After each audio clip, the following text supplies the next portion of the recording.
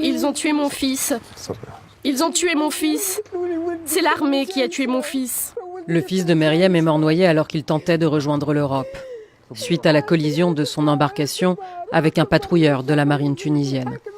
Il voulait partir pour améliorer ma situation, mais la mer l'a mangé. Il est mort. Il avait 27 ans et il n'avait pas d'avenir.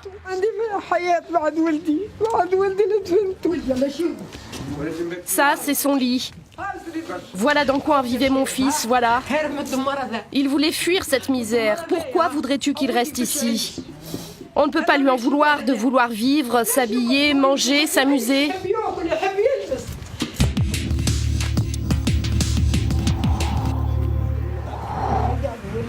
Ce qu'il voulait fuir, une maison délabrée et une région oubliée. Il rêvait d'une autre vie que celle de ses parents, de leur fils. Il ne leur reste que cette image. Pourquoi ils ont fui? À cause de la situation. Ce pays leur a proposé ni boulot, ni rien. Son frère aussi a tenté de fuir ce destin. La révolution n'a rien changé. C'est comme s'il n'y avait pas eu la révolution. Au contraire, la situation du pays empire. Que des promesses. On va faire. Mais en fait, rien. Meryem n'est pas la seule à pleurer son fils. 11 de ses camarades ont péri avec lui. Ils ont tous grandi à Bir Lafaye, dans la région de Sidi Bouzid, berceau de la Révolution, au cœur de la Tunisie. Abdelali Mamdi, un activiste, nous emmène voir le collectif créé à la suite du drame. Au mur, les portraits des victimes, de l'abandon et de la négligence, précise la banderole. Nous voulons connaître les causes de l'accident et essayer de comprendre les raisons qui ont poussé nos jeunes à l'immigration clandestine. Le délaissement de la région, le manque de croissance. Les visages sont fermés. Sur la table, les photos des enterrements. Lui ne sait toujours pas ce qui est arrivé à son fils. Il n'y en a pas un qui nous donne une info fiable. J'aurais voulu un bout de chair, ou même une jambe de mon fils, ou même un bout de ses habits que j'aurais enterré en disant « il est là », et j'aurais la certitude que mon fils est mort. Au village, le seul à être revenu vivant, c'est Aziz. À 17 ans, il voulait rejoindre son frère en Italie. Il n'allait déjà plus au lycée. Ceux qui sont allés au bout de leurs études, normalement, diraient qu'ils travaillent. Et quand je vois quelqu'un comme ça qui se retrouve à bosser sur un chantier, qui n'a rien d'autre comme opportunité de travail, qui n'a pas de quoi se vêtir, s'acheter ses cigarettes, ni se payer un café, comment tu veux que je continue les études? Ça serait une perte de temps, c'est tout.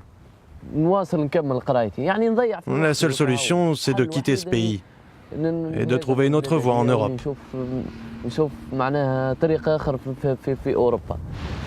Aziz est content d'être en vie, mais triste d'être revenu au point de départ.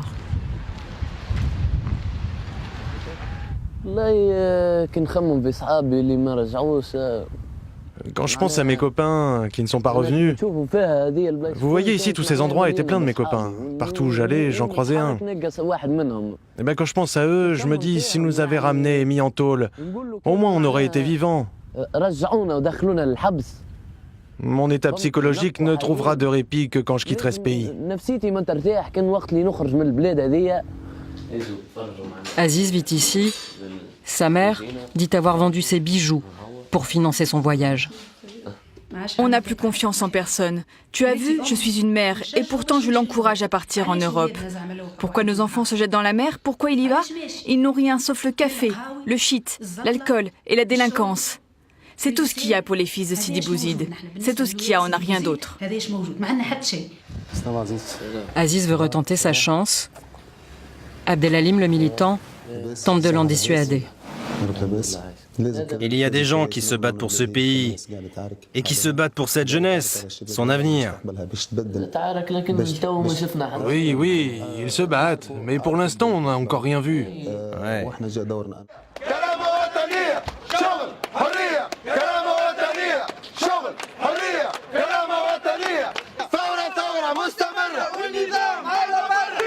Sidi Bouzid, 7 ans après l'immolation d'un jeune marchand ambulant à quelques centaines de mètres de là, les slogans sont les mêmes. En tête du cortège, Abdelalim. Ce mouvement, c'est les mouvements des marginaux, des diplômés chômeurs et même des syndicats qui sont toujours fidèles à l'action du peuple. Alors que la ville s'apprête à commémorer le déclenchement de la révolution, eux jouent les troubles fêtes. Mais le défilé ne dure pas longtemps. Des barrières tiennent à distance la foule de la tribune officielle.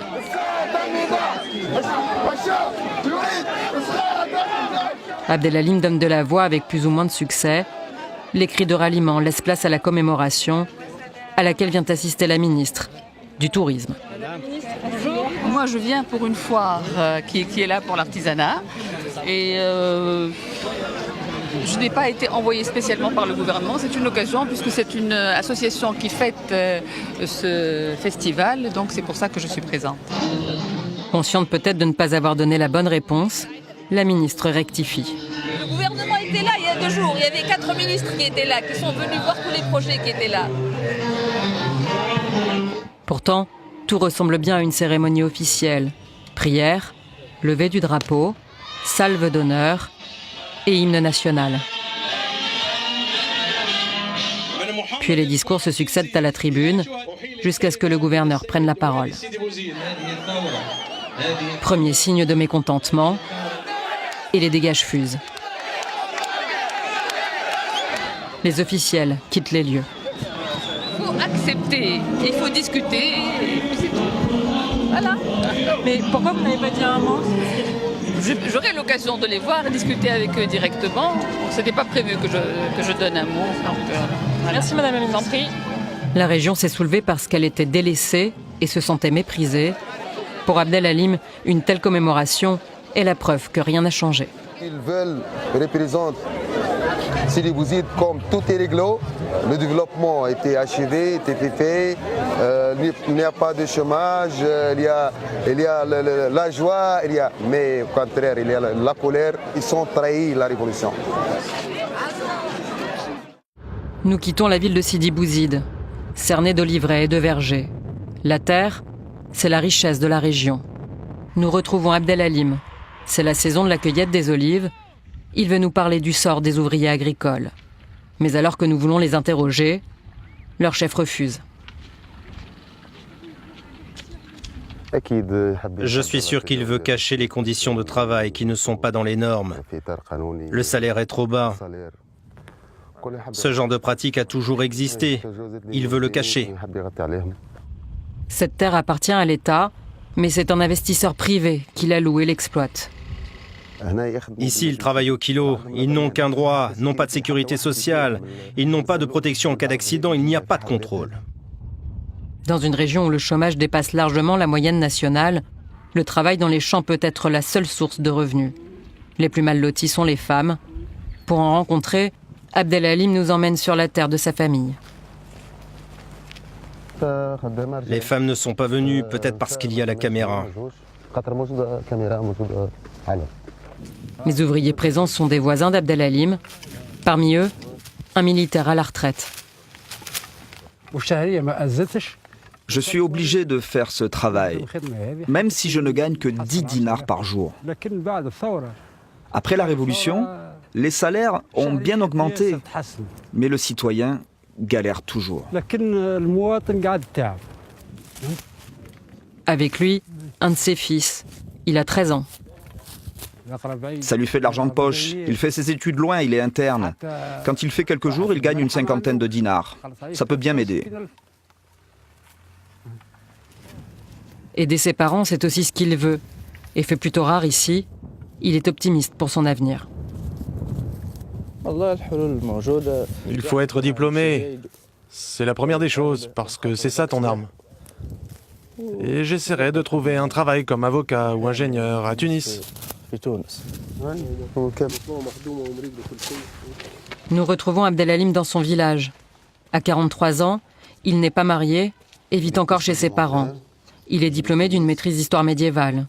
Mais jusqu'ici, c'est sur des chantiers qu'il a travaillé. Depuis 2 ans, il se consacre presque entièrement au militantisme. Ça, c'est le 10 janvier 2017. Voilà l'action. Oui, il m'a renversé Ma main a été cassée. Il se retrouve avec un bras dans le plâtre. Parmi ses revendications, son embauche dans la fonction publique. Sauf que l'État n'en a pas les moyens.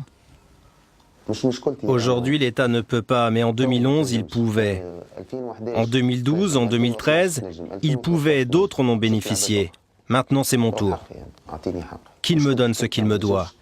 Il n'a pas su gérer la crise, pas su résoudre le problème, parce qu'il a continué la politique de corruption de Ben Ali. La pugnacité d'Abdel-Halim lui vaut d'être aujourd'hui un leader respecté. Je suis satisfait de moi-même. Je sens qu'au moins je suis utile.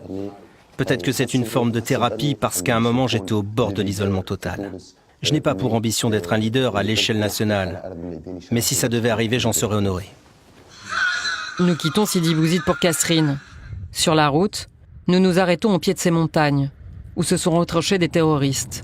Ici, 2 jeunes bergers, 2 frères, ont été assassinés. Le dernier, c'était au mois de juin. Nous voulons voir leur famille, mais la maison est fermée. Un cousin accepte de nous parler.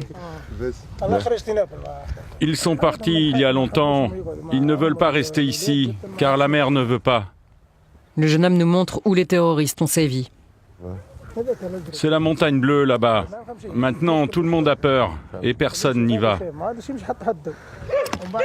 Les frères Soltani vivaient dans la pauvreté.